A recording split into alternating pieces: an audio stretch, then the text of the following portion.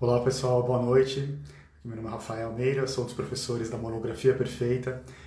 Hoje nós vamos conversar com o professor Mário Augusto Porto. Ele é psicólogo clínico, então vamos esperar só um minutinho aqui para ele poder entrar e poder começar nosso bate-papo aqui com ele. Vai ser super interessante, porque ele vai tratar da questão da ansiedade, da preocupação que os estudantes têm na hora de escrever os seus trabalhos científicos. Então vamos esperar só um minutinho aqui. Hoje a gente vai contar então, com o professor Mário Augusto Porto, ele é psicólogo clínico, né? Eu tive a oportunidade de trabalhar com ele quase 10 anos atrás agora. Ele é uma pessoa assim, extremamente focada, tem uma clareza em relação à preocupação que as pessoas têm no ambiente, né, universitário. Ele é orientador também de trabalhos acadêmicos, de TCC. Então é extremamente importante vocês terem contato também com ele para vocês saberem receberem dicas dele de como lidar com a preocupação, com a ansiedade, e na hora de escrever o TCC de vocês, seja um artigo científico, seja uma monografia, tá bom? Então vamos esperar aqui só um minutinho, ele já deve entrar daqui a pouquinho com a gente aqui, para a gente começar a conversar. E também nós vamos ter a presença da professora Cristina Godoy, que está sempre aqui com a gente também, aqui na plataforma da Monografia Perfeita, aqui no nosso perfil do Instagram, trazendo toda a sua contribuição. Eu vou dar aqui o acesso aqui para ela poder conversar com a gente.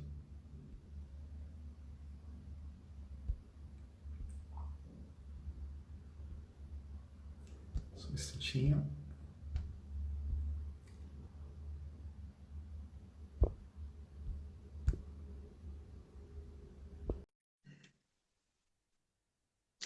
Está entrando aqui a professora Cristina e em seguida a gente já entra com o professor Mário também, esperando que ele... Olá, Olá, professora tudo Cristina. bem? Boa noite. Tudo bem? Boa noite a Boa todos que noite. nos acompanham. Legal, muito bom ter a participação sua de novo aqui, né, com a gente. É importante para a gente poder trocar experiências em relação a essa preocupação, né, dos estudantes em relação à ansiedade, a preocupação com o prazo chegando do TCC e tudo mais. E como é que você lida com isso, né? Como você trabalha essa preocupação, né, professora Cristina? É exatamente isso, ainda mais nesse período de pandemia, né? Nós verificamos que são muitas as dificuldades, as ansiedades geradas pelos estudantes. Por exemplo, no direito, agora, fica nessa ansiedade se presta ou não presta o exame da OAB no último ano, e tem o TCC, tem a OAB cancela muitas vezes por causa da pandemia, então não sabe se agora se tiver, se é o momento certo, porque não sabe se depois vai ter, então são tantas dúvidas, né?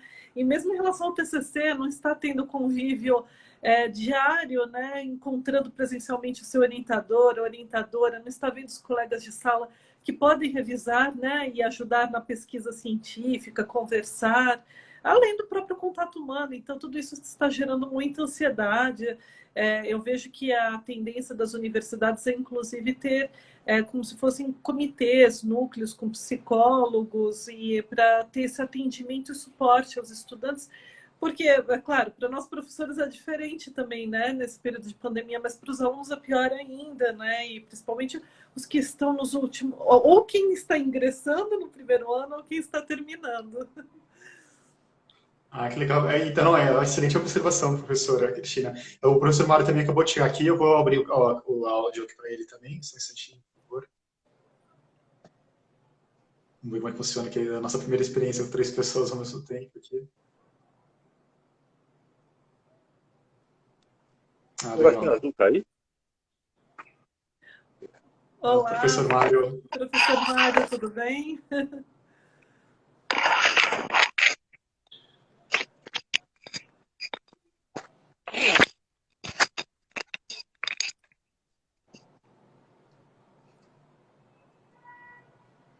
eu Olá, ver se tá aí. professor Mário, tudo bem? Oi. E aí, Tudo querido, bem, tudo Mário? bem? Tudo bem, graças a Deus. Tudo. Seja Estamos aqui. bem-vindo e obrigada por Opa, aceitar o nosso convite hoje. joia.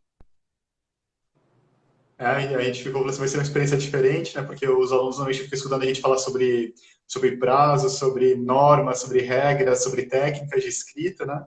E a perspectiva do professor Mário é bem diferente da nossa. Ela é uma perspectiva que agrega, né?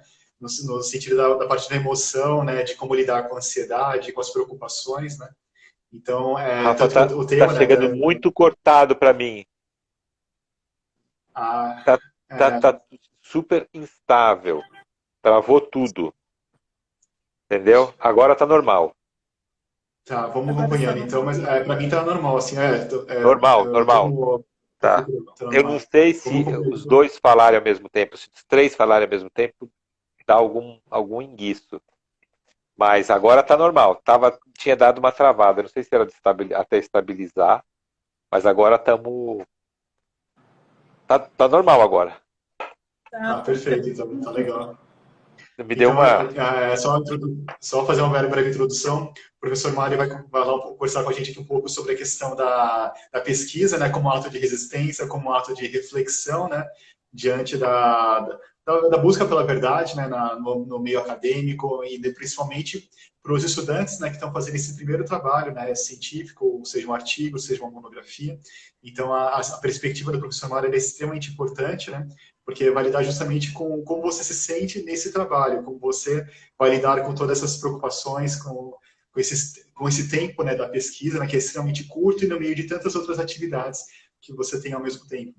Então, professor Mário, a palavra é sua e vou deixar também aberto para a professora Cristina para a gente poder ir conversando sobre esse assunto também. Mas é só uma ressalva, que o professor Mário, além de ser um docente, conhece essa dinâmica dos estudantes, também é psicólogo, então ele consegue lidar muito melhor, né, com essa situação, ainda mais nesse momento de pandemia. Então, assim, o nosso diálogo vai ser muito proveitoso. Muito obrigada. Tá, joia. Eu agradeço muito a oportunidade de estar participando com vocês. Acho que é mesmo um momento muito difícil, esse momento de escrever, um momento solitário, né? Um momento de separação, né? De onde a gente tem que se apartar do mundo, das outras coisas que a gente está fazendo, para se concentrar na atividade e no ato de escrever, né? Eu acho que é natural que surja, então, essa expressão, né, da ansiedade, né? E a gente nunca sabe quanto dessa ansiedade ela é normal e quanto dessa ansiedade é patológica, né? E é isso que a gente vai conversar sobre isso hoje, né? Mas o Rafael colocou uma coisa que eu acho que é bastante importante, que é a questão da resistência, né? Eu tinha colocado, olha, para mim, escrever e fazer ciência é sempre um ato de resistência, de resistir, né? Porque é humano resistir contra a realidade que é dura, a realidade que é imposta aos homens, né? Tanto na sua convivência, como na sua convivência com a natureza, da qual a gente sempre luta, né? E essa resistência também traz muita dificuldade da gente superar determinados dogmas sociais. Então, quando eu falo que produzir ciência é produzir, é estar resistente, é porque é da história, né? Desde Giordano Bruno, Galileu, né, Da Vinci, Freud, né, Marx, a gente sempre foram autores, esses grandes autores mega clássicos, claro, mas que a gente sempre observou que eles tiveram uma oposição sistemática contra o trabalho deles. E eles tiveram que socialmente empreender uma luta, né? E a maioria deles praticamente só tem um reconhecimento muito tempo depois. Imagina nós que somos réis mortais que vamos produzir um trabalho e onde é que está essa resistência que eu estou citando, né? Ela está no dia a dia, ela está dentro de nós também, né? Essa resistência, eu entendo que ela também habita, ela é social, mas ela também habita a minha mente, né? Porque eu também tenho que superar determinados paradigmas e determinados princípios. Um deles, eu acho que é forte, que é a questão como se faz ciência no Brasil. Assim, professora, eu acho que é muito comum o aluno ter uma angústia muito grande com o objeto da pesquisa dele. Ele quer que esse objeto seja exitoso, entende? Ele quer que a pesquisa dele tenha um lado muito positivo, né? Eu sou profissional da área da saúde, e na área da saúde a gente sabe que é uma área que os trabalhos nem sempre chegam a um resultado positivo. A hipótese nem sempre é verificada. Ele chega, não se verificou.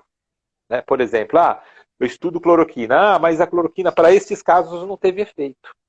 Por exemplo. Olha, mas é assim para a área da ciência. Muita gente vai trabalhar e vai obter um resultado negativo. E isso é fundamental na ciência, porque é um tijolinho. Cada um vai pondo um tijolinho. É assim que se constrói, né, na ciência. Eu vejo que o aluno fica angustiado quando ele percebe que a hipótese dele não vai se confirmar. Essa é uma coisa assim, mas é minha hipótese. É assim que se faz ciência. Né? Eu acho que é a primeira grande frustração que eu tive também, de procurar documentos de um trabalho que eu fiz, e eu assim, nossa, mas é tudo o contrário do que eu imaginava. Mas é por isso que a gente faz pesquisa. Se a gente soubesse antes. Né? A gente não precisava fazer pesquisa, mas muitas vezes a gente se toca em objetos que a gente tinha idealizado, montado na nossa mente, e a gente vai se frustrar porque aquilo não acontece, né? Porque aquilo não se configura na realidade. E aí o aluno, o pesquisador, né, para mim, esse aluno eu trato como pesquisador, né, por causa do método. Ele trava, ele se ressente. E aí ele fala assim, puxa vida, e agora? E agora, o que eu vou mostrar para o meu orientador? Não avançou, não avancei. Então eu acho que este é um ponto bastante importante. Eu não sei se eu respondi você, Rafael. Sim, não, é exatamente isso. É interessante a perspectiva, né, do aluno, porque assim ele vai, quando a hipótese dele não se confirma, é como se ele tivesse, a sensação, né, primária, é como se estivesse negando o próprio trabalho dele, né? E ele tem que ter essa maturidade de perceber que na realidade é um passo que ele está dando para chegar à verdade, que pode ser que nunca chegue, na verdade, também tem isso, né? Mas é importante que ele perceba que é um movimento, né? Não é. Agora, onde vai chegar exatamente, não se sabe. Se soubesse, não seria pesquisa, né? Seria só um caminhar. Exatamente. Até em projeto de pesquisa eu falo muito, olha, a pesquisa científica, você não pode vir com uma certeza, na realidade é uma dúvida. E aí você vai descobrir, pode ser que sim, pode ser que não, se a sua hipótese vai dar certo ou não. E os alunos de direito, por exemplo, eles têm muita tendência de querer advogar já em prol da sua hipótese. E eu falo, isso não é ciência, você não pode falar que tem certeza. E você simplesmente vai evidenciar por um método, né, aquilo que é a verdade. Na realidade, você tem que procurar se aquilo realmente se confirma ou não. Isso é fazer ciência. Mas, ao mesmo tempo, isso gera angústia, né? Como você bem destacou.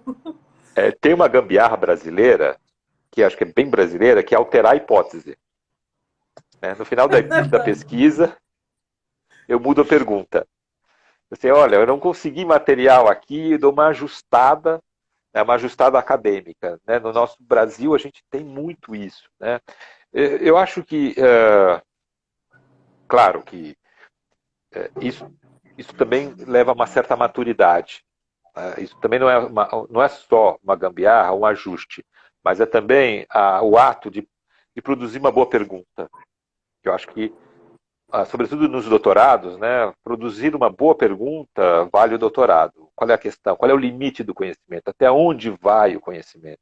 Até onde eu chego? Qual é o limite do conhecimento que nós temos? Porque fazer ciência, para mim, é uma luta permanente contra a ignorância, contra o obscurantismo, né, contra o fanatismo. Né? A ciência ela é oposta ao fanatismo. Né?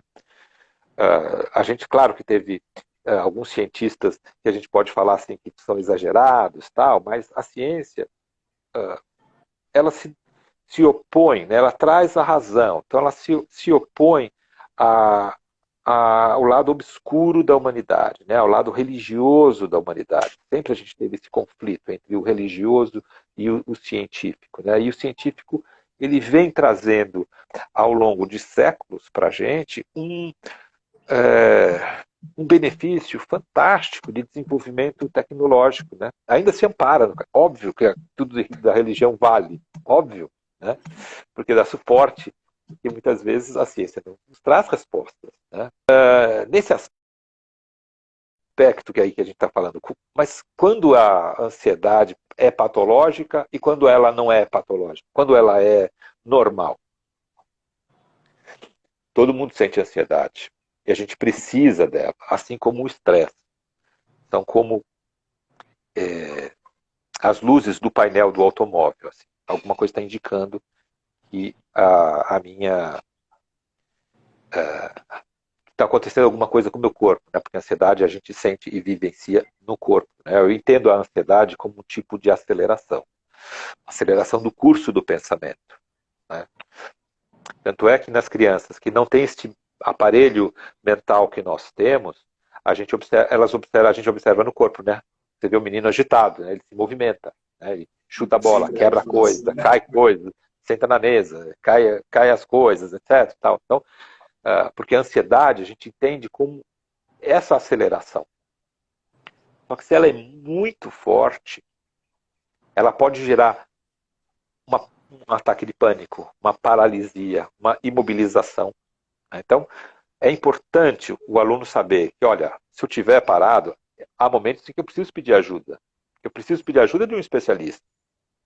Porque é muita angústia, é muita ansiedade. E o fato de estar escrevendo significa que ele tem que dizer não. E é muito difícil falar não. Na nossa cultura é difícil falar não.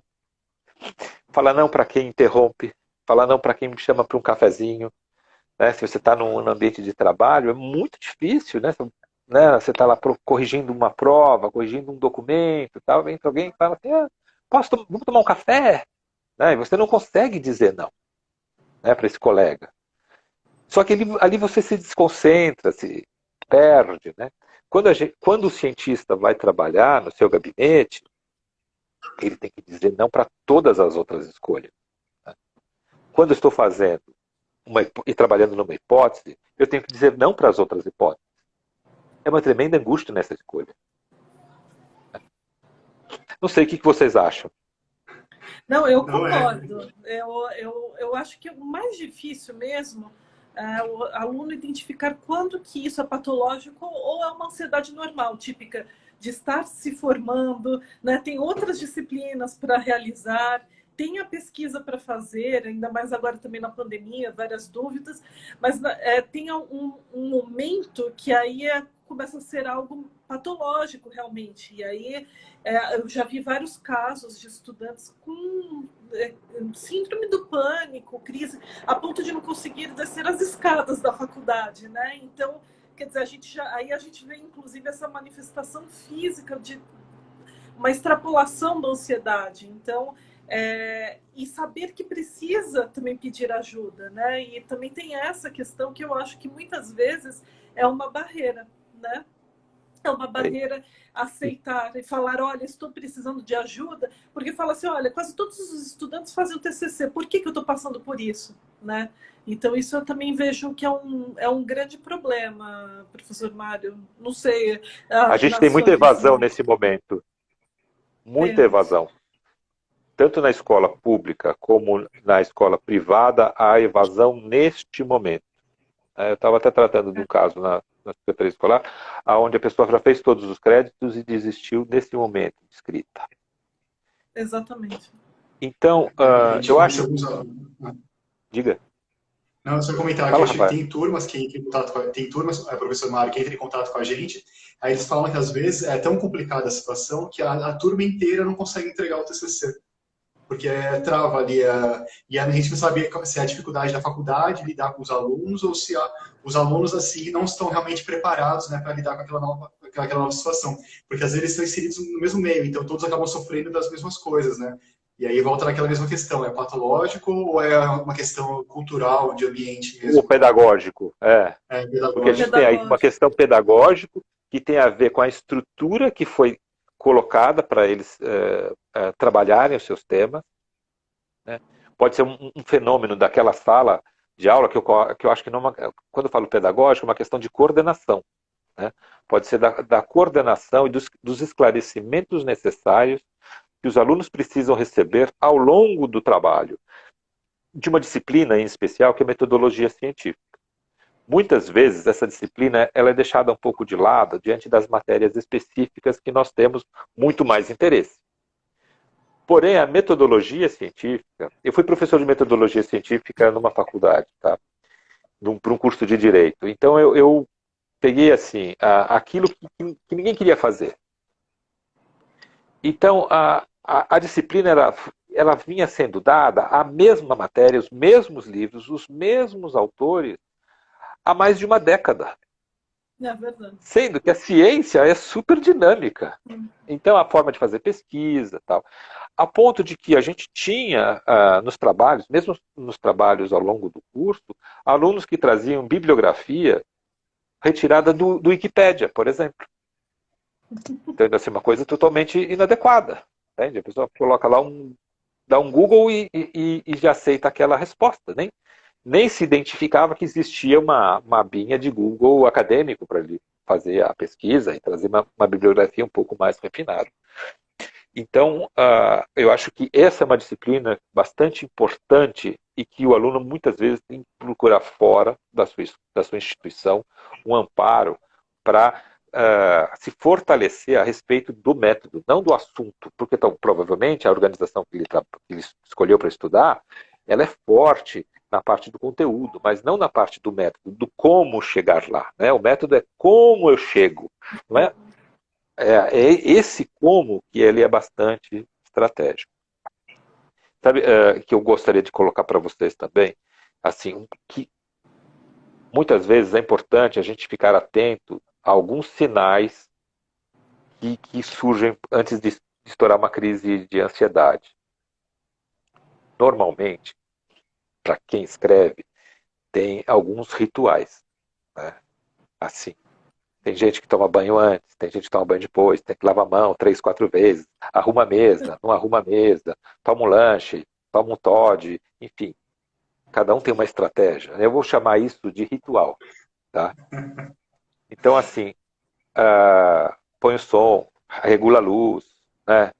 Põe a cadeira preferida, põe os lápis em ordem, tem que apontar 4 lápis, enfim. Vamos chamar isso de um ritual. Quando os rituais começam a falhar, é hora da gente falar, opa, está acontecendo alguma coisa assim. Porque o ritual é a própria forma da gente entrar em contato, fazer uma espécie de preparação para uma atividade. Isso tem sempre no ser humano. Isso não isso também pode ser patológico, mas a gente aceita isso como uma forma de você produzir uma concentração. Como se fosse uma espécie de oração. Mas isso é uma coisa de você reunir energias para fazer uma atividade. Por exemplo, tem um tenista, vou dar um exemplo no corpo isso, para não ficar no acadêmico. Tem um tenista famoso, que é o Nadal. Vocês já viram como ele faz antes de dar um saque, que ele precisa fazer? Isso, ele passa essa orelha, ele põe a mão assim, faz assim, puxa isso, ele puxa a camisa tal, e aí ele faz o saque. O que ele está fazendo nisso? Né? Todo mundo fala assim, mas ele tem toque. Tem, qual o problema de ter toque? Não há problema nenhum de ter toque. Porque nesse momento ele está fazendo uma organização mental, ele está fazendo uma concentração, ele está usando mesmo, né, o transtorno obsessivo compulsivo, né, essas estratégias ritualísticas para se concentrar. É uma estratégia que ele tem. É muito visível. Né? Então, assim, mas isso é patológico? Não. Mas é ritual? É. Por que eu não acho que isso seja tão patológico? Porque ele consegue realizar a tarefa. Entende? Ela dá concentração para ele.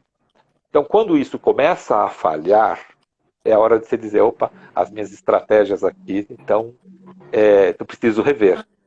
Eu estou muito angustiado, eu estou muito ansioso. Sujeito, por exemplo, que precisa tomar um uísque antes de dormir. Hoje eu preciso tomar um uísque porque eu não vou conseguir dormir. É uma estratégia bastante duvidosa. Porque vai ter um dia que ele vai precisar tomar 2. Então, assim, opa, aí está em risco nisso. É errado tomar um uísque? Não, não é.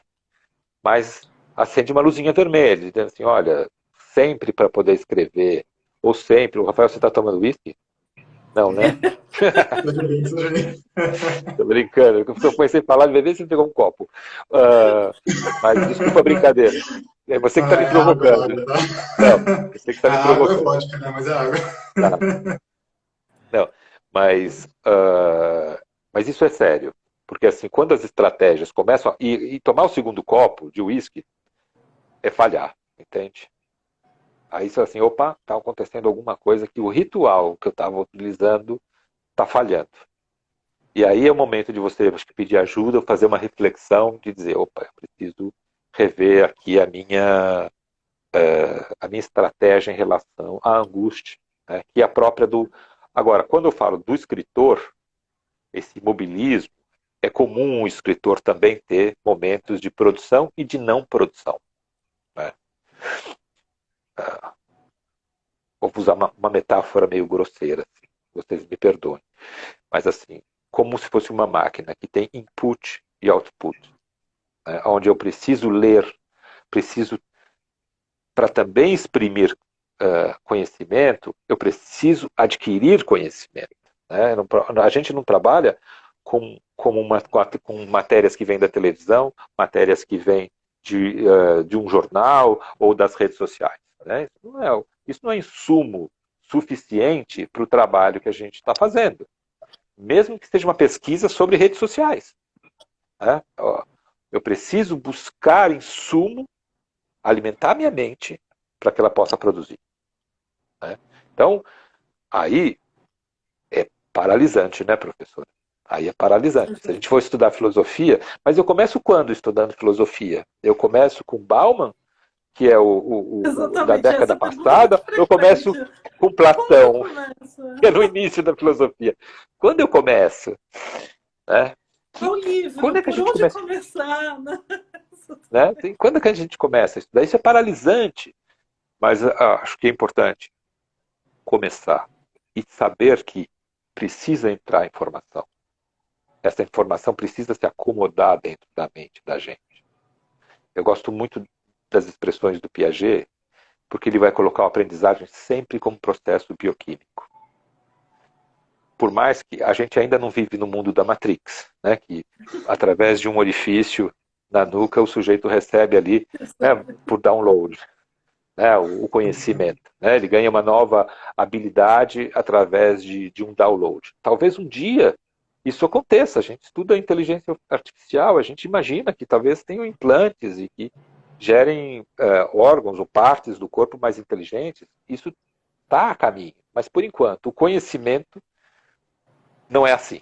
Precisa sentar, né, ainda valem as coisas do Jean Piaget, ainda é bioquímico. Né? Então, tem que ter uma certa dose, vamos dizer assim, de sofrimento. De sofrimento porque precisa acoplar aquela informação àquelas informações que a gente já tem dentro da mente. Né? Esse registro dentro da mente é necessariamente bioquímico. A gente não faz isso de forma eletrônica. Nós não somos máquinas. Né? Nós somos mediados pelas máquinas. Mas a nossa mente precisa, sim, então, do conforto, da concentração e também do desconforto, da dúvida. A dúvida é que faz com que a gente produza. A dúvida faz com que eu vá ler um livro. Se eu me sentisse inteligente, eu não precisaria ler. Quem vai ler é quem se sente burro, que sente falta, que sente um vazio dentro de si. Esses aqui vão procurar. Aquele que está satisfeito não vai no restaurante, não vai na biblioteca. Se você sabe tudo, para que vai atrás da informação? Né? Eu acho que sempre há esse desconforto, então sempre há sofrimento. O que eu tenho que ter, então? Diga. Não, então eu ia falar, isso é interessante porque é o que eu sempre ressalto, né? A gente fica absorvido, mesmo os alunos que ficam na rede social, etc., muitos dados, muitas informações, mas não é conhecimento. O saber, ele precisa de um saber prévio. É por isso que, inclusive, monografias, etc., são no final. Você tem que passar passar por um processo de formação desse conhecimento para você conseguir depois assimilar mais informações e gerar outros conhecimentos. Mas você precisa ter um conhecimento prévio, né? Então, o problema é quando a gente parte do zero, né? Se a gente for pensar da filosofia, por onde eu começo? Se eu não tenho base nenhuma, aí que gera aquela ansiedade, porque não conheço nenhum filósofo, não tenho base nenhuma, então eu não tenho esse conhecimento prévio. Então, eu sempre acho que é interessante um manual, um livro, sabe, que tem uma visão geral para eu conseguir sistematizar e saber o que tem. Depois eu vou me aprofundando.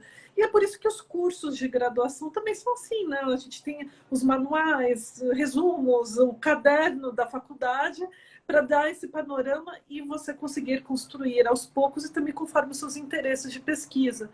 E a questão até do uísque e do alerta, né, para aquele gatilho que é preocupante, o que eu vejo muito, e até gostaria de saber a sua opinião, é em relação à Ritalina.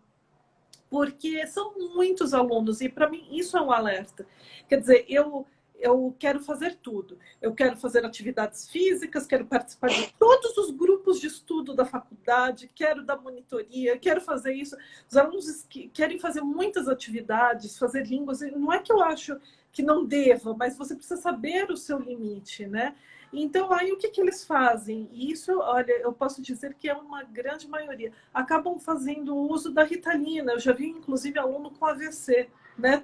Não dorme, toma café e Ritalina junto de manhã, é uma explosão. Então, quer dizer, isso é um alarme. Se eu estou precisando de tomar medicamentos para não dormir, ou eu preciso de medicamentos para conseguir dormir, o que significa que também algo está errado. Não é para ser feita uma pesquisa dessa forma, né? Sem dúvida. Eu acho que isso custa muito caro. A Ritalina já é uma das drogas mais modernas que a gente tem. É bem sofisticada e deve ser acompanhada com um médico. E como qualquer remédio desse tipo, não deve ser utilizado de forma crônica e indiscriminada, porque ela vai custar um preço. Ela vai custar um preço. Não adianta, todo medicamento vai cobrar sobre a sua saúde em algum momento. É muito comum, vou dar um exemplo bem grosseiro, que é assim para os brasileiros em geral, que a gente vê isso acontecendo. Muitos trabalhadores, por exemplo, de caminhões, tomam uma coisa que a gente chama de rebite, não é? Assim, o rebite é uma anfetamina. É uma anfetamina comprada de forma clandestina e que serve para o sujeito cumprir uma jornada de trabalho absolutamente extenuante. De 20 horas, de 22 horas, ininterruptamente dirigindo uma jamanta, um veículo, etc. E a gente vê que, de repente, isso falha. E aquele veículo gigantesco atropela, mata, colide, cai da ponte, enfim, acontece, sai do controle. Então, acho que se o aluno precisa usar, ou vê que precisa usar uma droga psiquiátrica, uma substância psicoativa, ele deve ir com cuidado. Para mim, a mesma coisa em relação ao álcool. Você fez uma ótima analogia. Porque isso precisa ser medicado, precisa se comprar com receita. E se ele precisar disso de um determinado período da vida dele, que seja por um período, como a gente precisa de muleta quando a gente quebra o pé. Eu acho que é importante ter esse amparo medicamentoso. Né? Não é uma coisa que a gente pode dizer, não, mas procure ajuda, use o medicamento e depois... Agora, usar um medicamento que é muito comum, uma anfetamina, que é um remédio de regime, para estudar, que é muito comum isso, né? Usar uma anfetamina que te deixa de bom humor e te deixa concentrado e você consegue trabalhar mais, né? As anfetaminas foram desenvolvidas na Segunda Guerra Mundial, né? Para tirar a fome, para deixar a pessoa desperta, né? Então, é uma droga absolutamente interessante para quem vai para o combate, né? Porque fica rápido, fica atento, não passa fome, né? Por outro lado, né, esses aditivos mentais cobram um preço muito caro sobre a saúde. E a gente está trabalhando, produzindo ciência, para produzir saúde, para produzir desenvolvimento humano, né? Para uma perspectiva de crescimento, né? Não de crescimento a qualquer custo. Né? Eu acho que muitas vezes o aluno pode entrar também muito ansioso na universidade, descobrir esse universo maravilhoso da universidade e se portar como um consumidor no supermercado, sabe? Ah, eu quero isso, eu quero isso, eu quero aquilo, eu quero isso, eu quero isso, eu quero aquilo.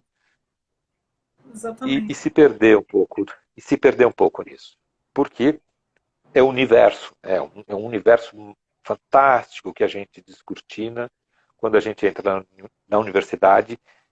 E se a universidade é de fato uma universidade, você encontra um economista, um psicólogo, um jurista, e tem aula com um jurista fantástico, que muda completamente a forma que você pensava. E tem, às vezes, um outro economista que diz que você pensa que está tudo errado. Aí você começa, nossa, que interessante. Então você acaba se questionando. Então eu acho que é natural que o aluno entre na livraria, assim, eu quero tudo. Porque nós temos essa voracidade. E aí também eu acho que é um pouco patológico isso, e aí precisa de orientação, de dizer, olha, às vezes menos é mais. Às vezes o trabalho mais focado, mais bem feito, ele fica mais arredondado, mais ajustado ao tamanho do pesquisador, vamos dizer assim, né? Ao tamanho daquele trabalho que se propõe. Né? Às vezes, eu coloco assim para as pessoas, olha, porque eu aprendi isso.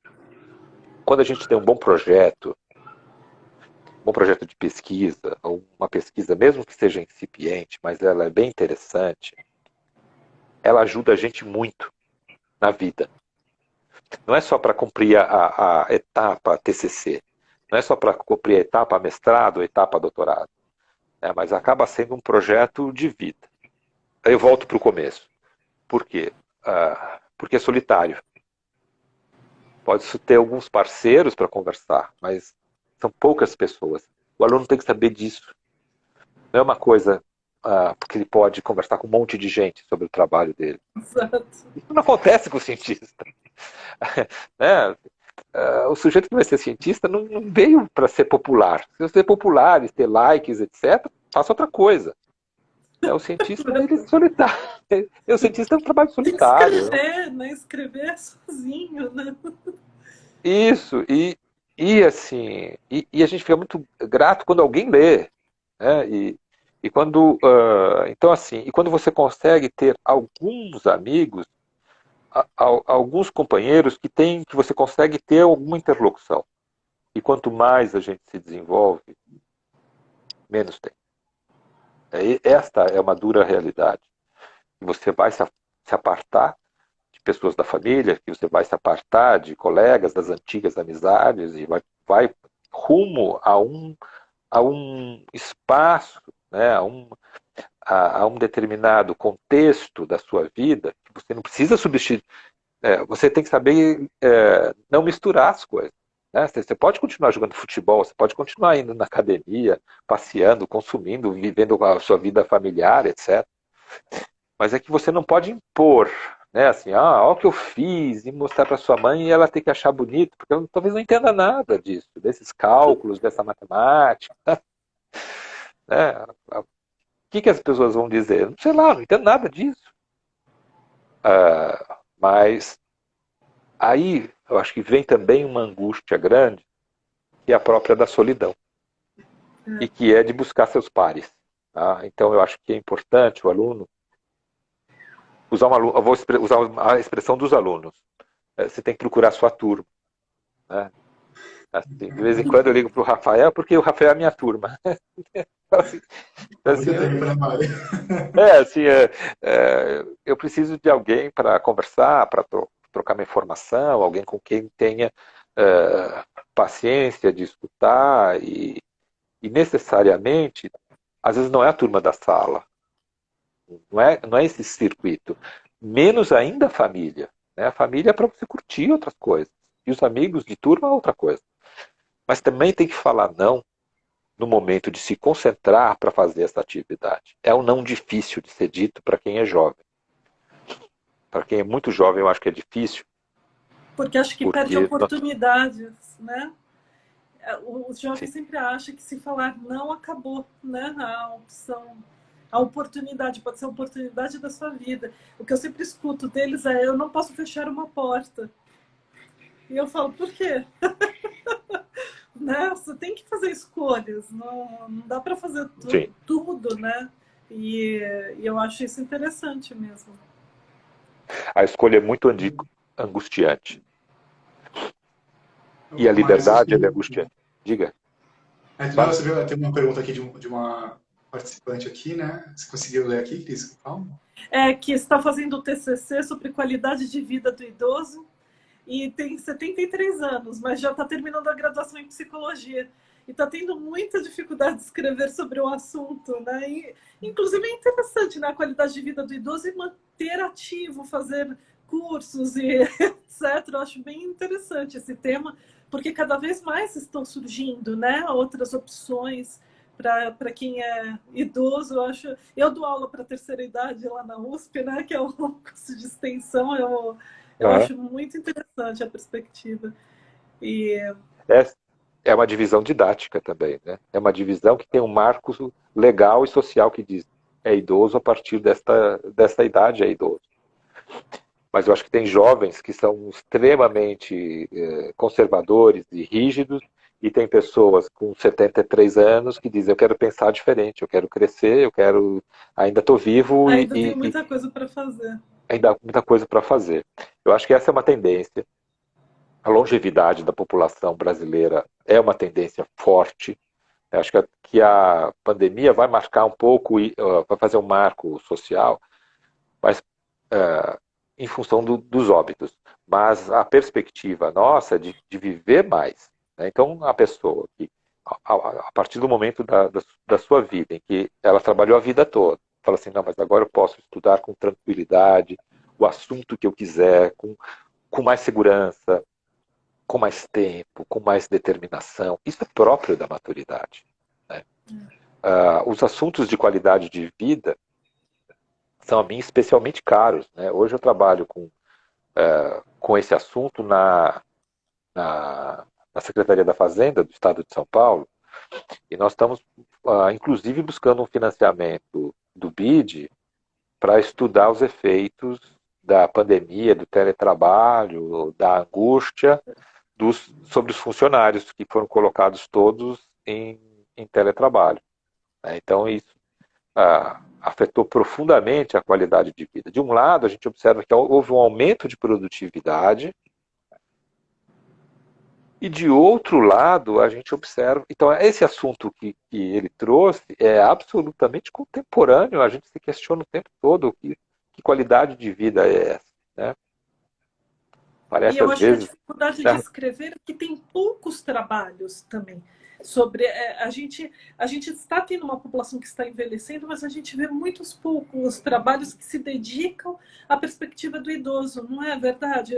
Eu vejo muito pouco, mesmo na área jurídica, né? A gente tem o direito do idoso, mas eu particularmente nunca participei de uma banca sobre algum TCC, alguma tese, dissertação de mestrado sobre o direito do idoso, e é algo que a gente precisa trabalhar, né? Então eu acho que essa há muito preconceito em relação ao idoso, porque o idoso é o lado mórbido, é o que se aproxima da morte, é o do que ninguém quer ver. Como uma sociedade é toda sedutora, em cima de corpos perfeitos, corpos de academia, de saúde, né? Que nem sempre isso é saúde, mas vende-se essa imagem. Né? Essa imagem a gente é pressionado por essa imagem o tempo todo. Né? Então, o idoso, o cabelo branco, né? essa coisa, acho que assusta um pouco, né? E sai um pouco fora do padrão estético esperado, que é o padrão colocado aí para se vender coisas, de rótulo, né? De produtos, tá? Ou seja, de qualquer tipo de produto ou serviço, né? Que é colocado essa imagem. Né? E os idosos estão dizendo assim: não, senhor, eu estou vivo e quero aproveitar a minha vida bastante ainda, eu quero tomar vacina, A gente vê isso. Assim, não, eu quero me vacinar, eu ainda tenho muita coisa para oferecer para as pessoas, para a sociedade e mais, né? No Brasil, muitos idosos sustentam os jovens, né? A gente sabe disso. As avós sustentam as crianças e cuidam das crianças. Esse é um fenômeno muito importante na sociedade brasileira. Então, assim, o idoso ele tem um papel bastante importante, até a própria maturidade para poder, depois de um tempo de vida, e poder se dedicar ao estudo, né? Para quem estuda nunca para, né? Eu não Não, consegui nunca. ainda, A gente não conheceu, consegui sair da inclusive, escola o ainda. Rafael e eu, a gente conheceu ele chegou a ser diretor da engenharia elétrica na Bélgica, na época que a gente estava fazendo pós-doc. Depois ele abriu o curso de engenharia mecânica em outro ponto na França, e ele estava fazendo com a gente o pós-doutorado lá na Sorbonne em filosofia, porque depois ele fez graduação, mestrado, doutorado e estava fazendo pós-doc com 95 anos.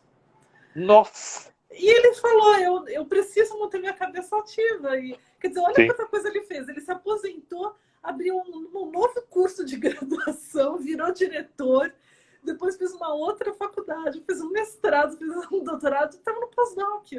Né? Então... E detalhe, né? Eu ainda lembro desse professor, porque enquanto ele estava em aula, ele comentou com a gente que a esposa dele, isso é em Paris, né? E a esposa dele estava em Foz do Iguaçu passeando. Entendeu? Então, assim, muito curioso. Porque ele saía da Bélgica, né? Ele ia até Paris, assistia a aula e voltava no mesmo dia.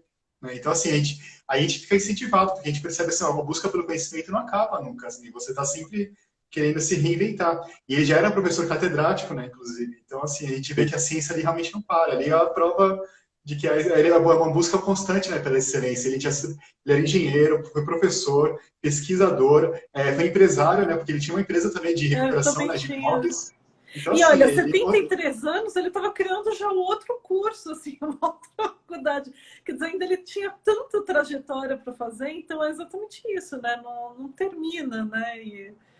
E é uma perspectiva diferente, né, Mário, como você falou, porque eu vejo que quando é a segunda, terceira faculdade, etc., a questão da ansiedade é menor.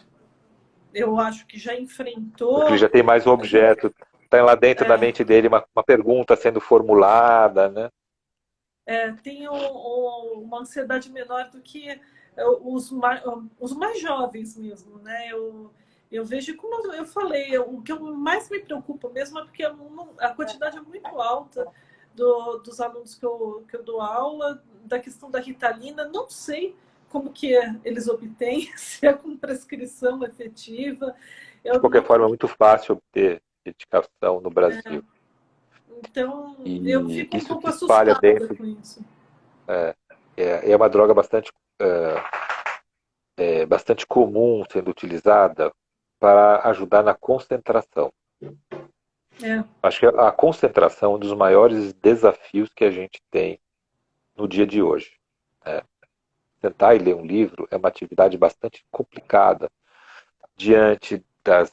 Assim, na minha frente aqui, né, vocês não estão vendo, mas tem duas telas ligadas. Né? Você tem... E tem o livro, né, tem um suporte que é duro, né, e você tem que competir e dar atenção a várias coisas simultaneamente.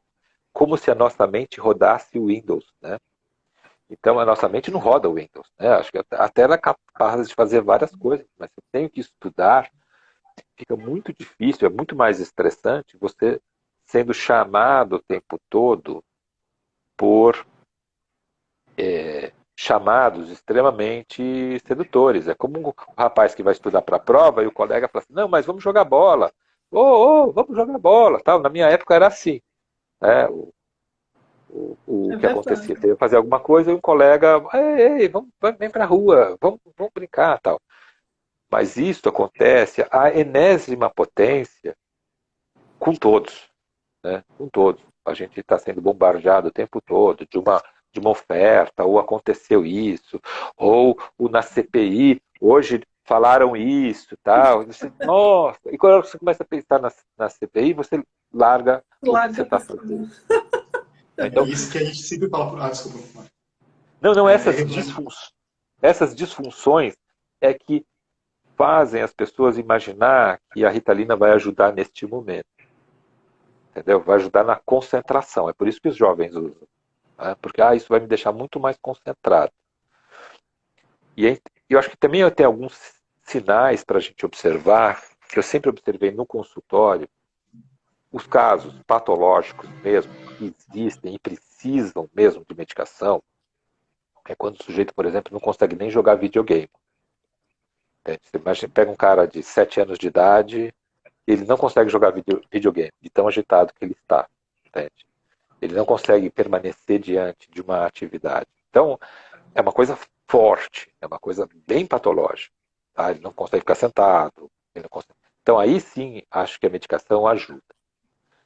Agora, nos outros casos, vale a pena tentar se organizar diferente, usar estratégias diferentes de organização, ter uma rotina estruturada, mais ou menos rígida. Né? Tem um psicólogo que está dizendo, mas eu tenho que ser rígido. Tem que ser rígido. Só sai da rotina quem tem rotina. Né? Então, ele precisa ter uma rotina mais ou menos rígida. E isso ajuda muito na hora de organizar seus estudos. Né? Mas também, para cada um, é um jeito. Então, cada um tem que refletir e ver como é que ele funciona melhor. Nós temos aí que conhecer que tipo de bicho que a gente é. Vou falar de uma forma muito simples, assim. Se eu sou um estilo coruja, se eu sou um estilo bicho noturno, ou se eu sou um bicho tipo galinha, um bicho diurno, entendeu? Assim, que 5 horas acorda e sai ciscando. Tem bichos que são assim, e que começa a escurecer, ele vai pra toca. E outros bichos que chega à noite, né, uns bichos baladeiros, sexta-feira, eu tô ligado e tal. Então, você tem que ver que tipo de atenção que você tem. Quando você está melhor, e preservar esse tempo quando você está melhor. Quando você tem mais atenção. Tem gente que escreve melhor à noite, quando a casa está mais tranquila, quando todo mundo já foi dormir, quando a coisa está assim, já sob controle, todo mundo já comeu, tal, aí o sujeito consegue escrever melhor. E outros não. Eu, por exemplo, funciono muito melhor de manhã cedo para determinadas atividades. Com determinadas leituras, e que me são difíceis, eu procuro fazer isso bem cedo. Quando eu acho que a minha cabeça está bem... E eu começo cedo. Então, depende. Não posso dar uma regra para cada um. Depende. Cada um vai ter que buscar uma estratégia própria em relação à atenção. E a Ritalina tem a ver com a atenção. O sujeito está querendo porque ele quer atenção. Eu não consigo me concentrar. Mas você já desligou o computador para fazer o trabalho? Você está fazendo isso com fone de ouvido, escutando podcast, escutando rap e vendo televisão ao mesmo tempo? Muitas pessoas não têm um ambiente, um local próprio para estudar. No confinamento, muitas pessoas estão trabalhando juntas no mesmo lugar, no mesmo home office, às vezes na mesa da cozinha. Então, eu já observei isso. Né? Então, o que acontece? Aí acaba uma mistura toda de ambiente. Né? A dica que fica, se você não tem isso em casa, vá para a biblioteca. E a gente tem bibliotecas legais. Em todas as instituições de ensino a gente tem bibliotecas legais. Mas você consegue um cantinho que não tem essa parafernália toda ligada, e nem pessoas, pelo menos para trabalhar 1 hora, 1 hora e meia, de forma bem concentrada. Né? O que vocês acham? Não, eu concordo. Eu acho que a questão do celular com notificação é o pior. Eu até tinha conversado com um professor, ele já tem 80 e poucos anos, e é o Mário Lozano, de Ciências Políticas. E o filho dele também é cientista político, né? E a nora dele também. Então, todos são da área acadêmica. E são professores, pesquisadores, já defenderam doutorado, etc. E o filho falando com a nora: para ele, mas eu não consigo mais escrever, não consigo escrever um artigo. E ele, né, que pegou uma outra época que não tinha celular, tudo que ele falou que o telefone na sala dele, ele tinha que levantar e pegar, né, que ele estava pendurado no final da sala dele, e etc. Ele falou assim, mas você desliga o seu celular, você desliga tudo, os e-mails, e se concentra para ler, porque se você não faz isso, você não tem como escrever. Quer dizer, até ele falando para o filho que já era pesquisador, mas não conseguia. Então, assim, isso a gente vê muito nos estudantes, mas isso é generalizado. Se você não tem um espaço, um ambiente que você consiga, não é a questão do medicamento, a questão é a sua organização. Antes, uma hora bem aproveitada, como você falou, olha, vai para um lugar silencioso e fique uma hora do que você tentar ficar 4, 5 horas e não conseguir ler uma página, né? Porque não consegue se concentrar. Eu acho que a gente está vivendo um verdadeiro surto disso. Hoje eu saí de São Paulo, no meio da tarde, e vim para casa. Eu moro na periferia, né? Em Santana de Parnaíba, uma cidade da Grande São Paulo. E eu percebi que muitas pessoas na minha frente pararam o carro. Parou o carro, não andou, porque estava mexendo, estava passando mensagem. Isso aconteceu umas 3 ou 4 vezes. Assim, eu fiquei muito atento a isso, porque eu já estava preocupado com isso, né? E vendo assim como o trânsito foi ficando lento. E os carros estão melhores, mas a atenção das pessoas para com o trânsito é menor ainda. Então, assim, você está vendo que as pessoas, aquilo começa a andar mais devagar, porque a pessoa está dirigindo e escrevendo texto. Escrever, que eu não sei como consegue. Acende o farol e o carro fica parado. Ou você vê um sujeito parado em tal lugar. Porque ele está se distraindo daquilo que ele estava fazendo. Ele deixou de dirigir. Né? Então, assim, a nossa atenção, ela começa a flutuar. Né? A gente dá atenção a várias coisas simultaneamente. Eu dou atenção às 2, 3 telas que estão abertas simultaneamente, estou fazendo uma outra atividade, converso com um, respondo texto. Os alunos estão fazendo isso em sala de aula, né? Então. Alguns anos atrás, a gente tinha a condição de dizer, desligue o celular. E hoje parece que isso, se você fizer... Hoje não dá, né? Se você falar desliga o celular, não tem aula. Mas... é brincadeira. Mas, assim, hoje o celular está dentro da sala de aula. O aluno faz a anotação. Na dinâmica, né? Sem dúvida. Eu acho que a melhor estratégia para o docente é essa incorporação. Porque se a gente demonizá-lo, a gente não vai conseguir competir. Eu acho que nós somos de uma época em que o professor podia dizer, desliguem os celulares, agora a gente vai conversar tal assunto. Hoje, né, e eu trabalho com nível de pós-graduação, numa especialização onde tem várias autoridades participando. Aí é impossível, porque ele liga, ele começa a falar na sua frente, você está dando aula e ele está falando. Mas, pera, pelo menos sai da sala, né? Porque ficou uma mistura muito grande. Essa mistura é absolutamente complicada para quem vai produzir ciência e para quem vai se concentrar no aprendizado. O aprendizado é dúvida.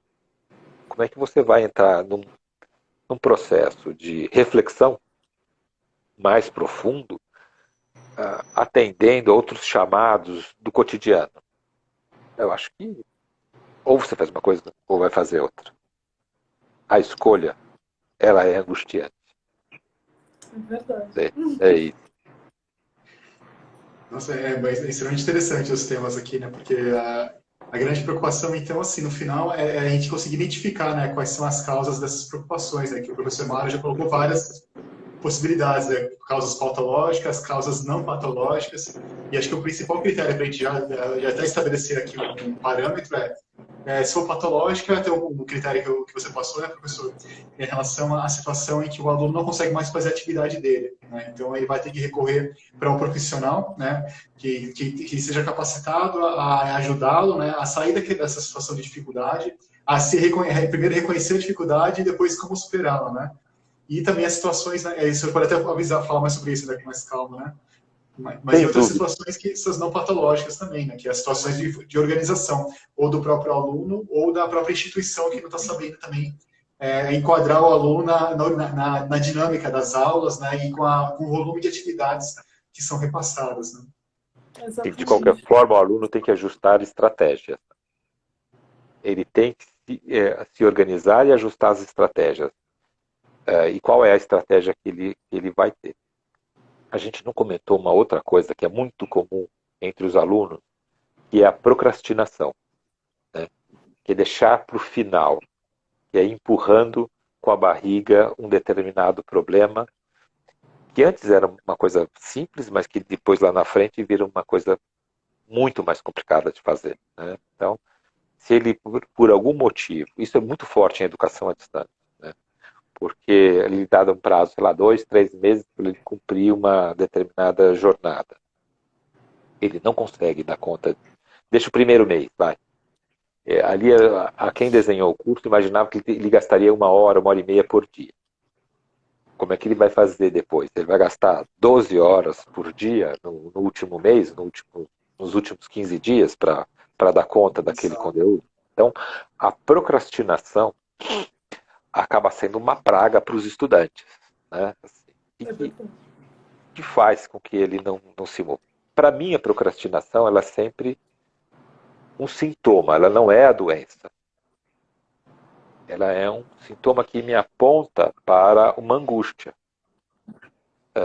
Mesmo nas coisas pequenas, não faço tal coisa porque aquilo lá está me incomodando. Por exemplo, vou dar um exemplo, talvez acerte algumas pessoas. Imposto de renda. Tem gente que vai fazer imposto de renda no dia 31, agora nesse final de semana ou na segunda-feira. Por que vai fazer isso? Né? Se já tem os documentos. Não, para mim é difícil eu conseguir obter os documentos. Pode ser. Que é chato. Para outras pessoas, pode ser angustiante observar que ali ele está fazendo uma contabilidade da vida dele do último ano. Então ele faz uma espécie de. Essa contabilidade também significa aquela crise que a gente tem na época do aniversário. Bom, o que eu fiz esse ano? Além de ter ganhado uns 3, 4 quilos. Né, eu consegui, eu cheguei, eu tive resultado, eu cheguei a algum objetivo que eu tinha traçado algumas metas para esse período, né? Então eu acho que isso da nossa, e também conta a nossa relação com o governo, aonde a gente observa o quanto que a gente deu, né, quando a gente está fazendo a declaração de imposto de renda, quanto que a gente contribuiu e que é que eu recebi de volta, né? Recebeu em Acho que para quem troca. pensa em administração pública, tem sempre essa angústia danada. Então, assim, a procrastinação ela tem sempre a ver com um nódulo ali de angústia. Né? Que angústia que é aquela que faz com que eu não toque em determinado objeto, ou eu empurre a determinada tarefa para frente, porque ela é dolorosa. Então, os rituais ajudam a tomar fôlego e fazer alguma coisa que necessariamente é dolorosa. Tá? A concentração, o não. Então, a procrastinação, eu acho que ela. Procrastinação, vamos explicar para as pessoas, né? Procrastinação é empurrar com a barriga aquilo que você tinha que fazer nesta hora, né? Significa adiar, né? Acho que é melhor falar adiar, o adiamento. Né? O adiamento é uma estratégia muito brasileira, né? O adiamento é uma estratégia que também é uma característica da nossa sociedade, né? Que vai atuando só nos momentos emergenciais e não trabalhando de forma estratégica ou de forma a, a seguir uma metodologia de trabalho que envolve um pouquinho por dia, um degrau por dia. Né? Exatamente. Essa medição, né, a gente não combina muito com isso, porque o brasileiro é um pouco ciclotímico, né? Hora está muito eufórico, hora está muito triste. Esse é mais o nosso movimento, né? O nosso movimento social. A gente hora está no carnaval, está na festa, o país está indo super bem, vamos gastar, e de repente estamos na depressão, está tudo ruim. Não é bem assim. Mas o nosso movimento da nossa mente tem essa vibração. Né? Eu acho que é importante a gente ter essa sacada, porque a gente está dentro de um universo social. Não sei se vocês entenderam isso que eu expliquei. Sim, sim, é. E é importante que se reconheça isso, né? A pessoa precisa também reconhecer que está procrastinando, porque ao mesmo tempo que você fala, não, eu faço depois, eu faço o trabalho para depois, porque olha, eu falo até como orientadora também de curso de especialização. A gente põe uma data, mas a gente sabe que a gente vai ter que prorrogar mais uns 15 dias, um mês, né? Para a segunda leva ter. A gente já coloca. Quando eu peço capítulos de livros que eu estou organizando, a gente já coloca mais 2 semanas, né? Porque as pessoas vão fazer, a maior parte faz em cima da hora, efetivamente. Mas isso gera angústia, porque a pessoa, de quando em quando, ela vai lembrar que ela tem que fazer aquilo. E ela foge, ao invés de fazer um pouquinho e organizar a agenda. É tudo questão de organização, né? Assim, para sofrer menos. Não é que não vai sofrer, mas pelo menos para ter menos sofrimento, eu acho que a questão da organização e a compreensão do seu comportamento é muito importante, né? Aquele reconhecimento, né, do seu comportamento para poder ajustar, né? Porque se a gente não reconhece o que a gente está fazendo, o que causa o nosso sofrimento, a gente também não ajusta, né? Então... E às vezes o próprio professor se comporta como aluno, né? Isso não é privilégio só do aluno que você está colocando, não, né? Tem o de forma professor, o alguma. cientista, que faz a mesma coisa. Então, é exatamente isso. A gente não está colocando um comportamento como imaturo. A gente está Não, colocando como uma estratégia, porque é assim. é assim. Então, assim, E no os todo, não professores não é só no entregaram os Brasil, capítulos. né? Não entregaram os capítulos de livro. Não entregaram os capítulos de livro porque é bastante difícil fazer um capítulo de livro. Exatamente. Né? E na universidade a gente tem uma regra, né, professora, que é o seguinte, sobretudo nas universidades públicas, nas universidades mais competitivas, nós colocamos os professores para competir. Nós colocamos os professores para produzir um número X de artigos. Eu acho que isso é um modelo um pouco... tem ali uma ideia de quantidade, de X artigos, tá? Nós brasileiros já rapidamente descobrimos um caminho que os europeus não fazem, que é o do coautor, né? Então você tem ali um autor, 15 coautores, o departamento inteiro, depois. Então essas estratégias que a gente vem utilizando, eu acho que é uma forma de dar um jeitinho nesse macro modelo que a gente tem de competição, né, que gera ansiedade, que gera angústia para produzir. E que eu duvido um pouco isso em termos de qualidade de ciência que a gente faz. A gente pode produzir muito, mas em termos de inovação, ela pode ser uma coisa mais repetida ou superficial. Porque para Porque não inovar, forma um conhecimento, não tem eu tempo. preciso, eu preciso amassar um pouco mais. Né? Eu preciso... não é tão rápido assim a produção de conhecimento, sobretudo na nossa área, que é das ciências humanas. Né? Aí o conhecimento, a inovação, ela se dá de outra forma, é bastante delicado. E é muito difícil a gente fazer coisas novas na área da psicologia, na área da história, na área do direito, né? A gente mal conseguiu sair do Platão, né? É verdade. Professor, Mário, a conversa está muito boa, mas assim, eu sei que você vai ter outros compromissos, né, também ainda hoje à noite, né? Eu queria, assim, primeiramente, assim, agradecer, falar que é muito, muito gratificante, né, ter o senhor aqui pela primeira vez aqui, né, o professor Mário, psicólogo clínico, que também está ali acostumado a lidar com alunos, né, a entender as ansiedades, né? Ele também tem o lado professor, o lado psicólogo, então ele sabe receber o aluno, sabe conversar com o aluno, sabe dar a melhor abordagem. E então, assim, muito obrigado, professor Mário, novamente, por fazer a sua contribuição aqui. Por favor, volte mais vezes aqui para conversar com a Por gente. favor. Também, Eu Eu gostaria agradeço também de muito. agradecer, viu, professor Mário? É um grande prazer, é um assunto muito importante. Tem muitos tópicos, então espero que volte mais vezes. E Sem gostaria de dúvida. agradecer a todos que estão nos acompanhando, ao professor Alessandro Irata, que também até mandou alguns aplausos, é o atual secretário de Justiça de Ribeirão Preto. Agradeço por ter um horário na agenda para nos acompanhar também. E é um querido amigo, então um abraço também. E novamente, muito, muito obrigada, professor Mário. Agora eu passo a palavra. Tá, eu agradeço muitíssimo a generosidade de vocês, palavras gentis, a gente está à disposição. É uma coisa que a gente gosta, eu acho que com a vida, assim, a gente podendo ajudar as pessoas, é uma coisa muito gratificante, né? Acho que chega um momento da carreira da gente que isso agrega muito valor, né, para mim, né? Então, a gente poder estar junto das pessoas, escutar e poder superar momentos aí difíceis, porque a gente supera, né? Acho que é importante perceber isso. Que as coisas são transitórias, não definitivas, né? Acho que a vida mostra isso, né? Que a gente tá, que as coisas passam, né? É isso aí.